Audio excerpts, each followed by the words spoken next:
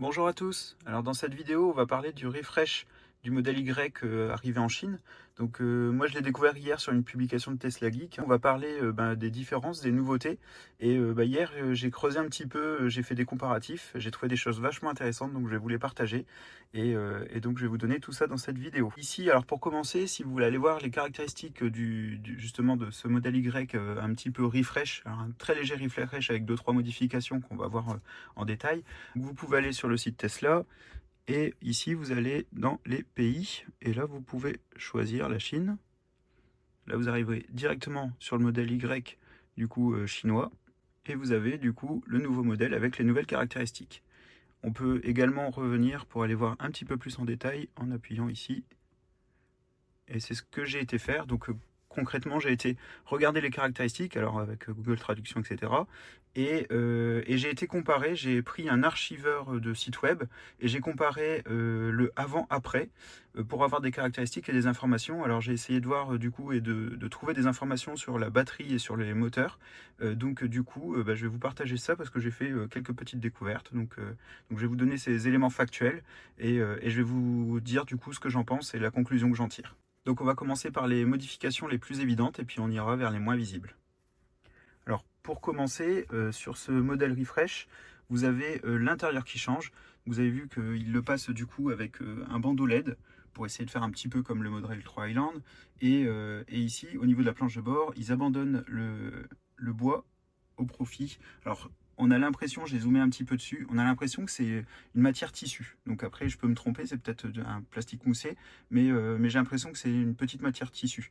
Alors c'est marrant parce que du coup, ça, on va dire, au niveau équipementier, ils auront plus beaucoup à faire puisque tout ce qu'on fait comme modification, du coup, Tesla l'apporte dans les Tesla. Il manque plus qu'un petit écran ici, puis ça sera parfait. Donc là, alors ici, il y a une chose intéressante. J'ai comparé justement l'intérieur noir et blanc. Sur le blanc avant, vous aviez forcément la planche de bord qui changeait. Et maintenant, sur le blanc, vous avez le même intérieur que vous sélectionnez le coloris blanc ou noir. Il y a juste vraiment que la couleur de siège qui change. Alors la seule chose dommage, je trouve, en blanc, c'est qu'il pourrait passer ici cette partie-là également. L'accoudoir en blanc également. Alors je sais qu'ils font des housses en équipementier pour le passer en blanc, mais bon, c'est vrai que c'est dommage de garder que cette partie-là noire et tout le reste en blanc. Ça c'est mon avis perso. Alors au niveau des modifications, c'est pas, voilà, il n'y a pas grand-chose, hein, c'est juste vraiment le visuel intérieur. Donc du coup, il n'y a plus de bois et il y a un petit bandeau LED. Alors ensuite, au niveau des Aero Wheels, vous avez une différence, pareil, ils ont passé en noir.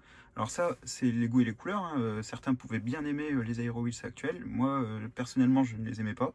Et je comprenais que certains les faisaient repeindre comme ça. Ou les changer comme moi pour mettre d'autres modèles en noir ou autre couleur ou gris foncé. Mais c'est vrai que du coup, je les préfère largement et je trouve que ça va beaucoup mieux à la Tesla de cette couleur que les anciens. Alors, je vais vous mettre en incrustation des photos que j'ai captées sur les modifications avant-après. J'ai regardé. Ici, je vois une différence. Donc ça, je vous le mets. J'ai une différence au niveau des feux. Ils ont l'air plus foncés en bas. Mais en fait, avec le recul, j'ai l'impression que c'est la partie ici lumineuse des photos qu'ils proposent sur le site qui est différente d'avant. Même les vitres teintées n'ont pas la même teinte, alors que quand on met sur le côté un peu plus loin, on voit bien qu'à l'arrière, c'est toujours teinté, à l'avant, pas teinté. Donc je pense que c'est vraiment une question de lumière sur les photos et c'est encore plus visible sur la modèle 3, la modèle Y du coup grise, puisque le gris ne paraît pas pareil, il n'a pas du tout la même teinte entre avant et après. Et pour le coup c'est la même couleur, pour moi il n'y a pas de modification, je pense que c'est juste l'effet de lumière qui est différent sur les photos proposées. Voilà, donc là on voit les Aero Wheels d'un peu plus près. Alors j'ai fait le comparatif extérieur avant-après, j'ai fait les photos en récupérant le site avant-après pour regarder. Il n'y a pas d'autres modifications visibles en dehors de ces Aerowheels. Alors on va repasser sur une donnée importante. Il y a eu deux modifications. Alors déjà de base le prix n'a pas été modifié. Alors il faut savoir qu'en Chine le modèle noir c'est le modèle gratuit et après si vous prenez le blanc c'est 8000 yuan en plus. Comme si vous preniez une autre couleur. Donc du coup c'est le noir gratuit et puis les autres coloris payants. Donc le prix n'a pas monté, c'est exactement le même prix avant-après. Par contre, vous avez une modification dans l'autonomie estimée et vous avez une modification sur l'accélération qui est significative. Alors en premier lieu, je me suis dit, bah, c'est comme les modèles 3 jusque décembre 2021, ils avaient le moteur arrière de la perf et du coup ils accéléraient plus vite. Donc ce qui est le cas de mes modèles 3, c'était les 325 chevaux en 5 secondes 6. Je me suis dit peut-être ils ont juste passé sur le modèle, enfin voilà, ils ont peut-être juste modifié pour avoir le modèle, le moteur de la perf et du coup elle accélère un petit peu plus vite. Donc ça, j'ai vu des informations après que je vais vous montrer où je pense qu'au final ce ne sera peut-être pas ça. Donc c'est vrai que là aujourd'hui pour vous le dire, alors c'est une petite parenthèse, mais quand je reprends ma modèle 3, c'est quand même bien plus agréable l'accélération. Alors en fait jusqu'à 40 km/h il y a une grosse différence, après 40 km/h il n'y a plus de différence. Donc sur le modèle Y, je trouve pas ça dérangeant pour s'insérer sur autoroute, doubler sur une nationale. Par contre au démarrage, il faut vraiment appuyer fort sur la pédale et on a une impression que le véhicule est beaucoup plus lourd que les anciens. Quand je reprends la modèle 3, j'ai l'impression de légèreté et d'accélération. Et ça, c'est valable parce que je conduis aussi de temps en temps une modèle 3 2022, du coup, avec la nouvelle accélération, et j'ai le même ressenti. Donc c'est vrai que voilà, le manque de punch au démarrage, et ça donne un manque de légèreté et qu'on retrouve sur les anciens modèles. Donc si on l'a sur celui-ci, honnêtement, c'est réellement un plus. Et à mon avis, on le sentira bien au niveau de l'accélération. Ici, on peut déjà déceler une information importante, qui est que la vitesse reste la même, 217 km/h. Donc l'extérieur, alors j'ai fait les photos avant-après, aucune modification, donc pas de modification aérodynamique. Pas de modification sur les pneus puisque vous avez le même indicateur de vitesse maxi. Donc ce qui veut dire que le gain d'autonomie n'est pas lié à ces deux facteurs. Donc il peut lier à deux autres facteurs, le moteur ou la batterie.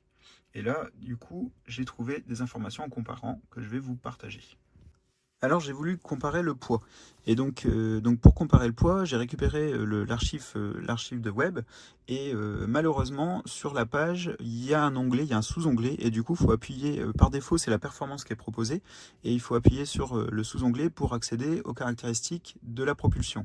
Donc qu'est-ce que ça signifie? Ça signifie que l'archiveur de site web n'a enregistré que la première page. Donc j'ai dû faire des comparaisons, je vous explique ça, pour pouvoir connaître le poids d'avant-après sur le site chinois de la modèle Y Propulsion. Alors concrètement, le poids de la modèle Y Propulsion nouvelle mouture, on l'a, il est affiché. Et j'ai le poids de la modèle Y Performance avant-après, sachant que la modèle Performance, il n'y a pas de modification d'accélération ni d'autonomie, donc niveau batterie moteur, elle est identique. Et j'ai comparé les poids annoncés sur le site en France et en Chine, du coup, on relate une différence de 3 kg.